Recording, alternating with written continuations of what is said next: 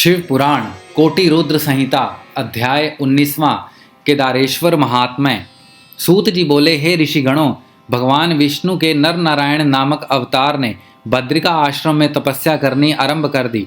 तब अपने उन दोनों श्रेष्ठ भक्तों की इच्छा पूर्ण करने हेतु भगवान शिव पार्थिव लिंग में उनके पूजन को ग्रहण करने के लिए आते थे। इस प्रकार नर नारायण को भगवान शिव का पूजन करते करते बहुत समय व्यतीत हो गया। इससे उनकी भक्ति भावना दिन प्रतिदिन प्रबल होती गई और वे शिव जी को प्रसन्न करने हेतु उनका पूजन करते रहे।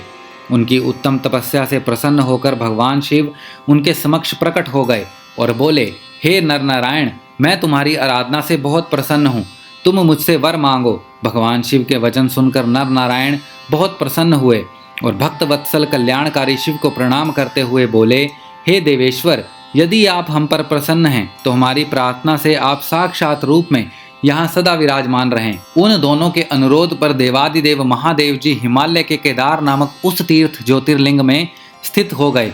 वह ज्योतिर्लिंग संसार में केदारेश्वर नाम से प्रसिद्ध हुआ। यह लिंग दुख और भय का नाश करने वाला है। इसके दर्शनों से अभीष्ट फल की प्राप्ति होती है।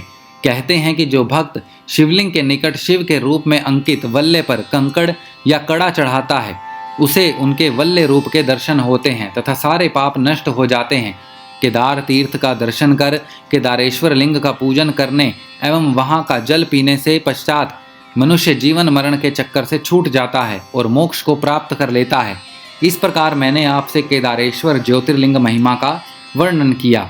कोटि रुद्र संहिता अध्याय 19वां समाप्त।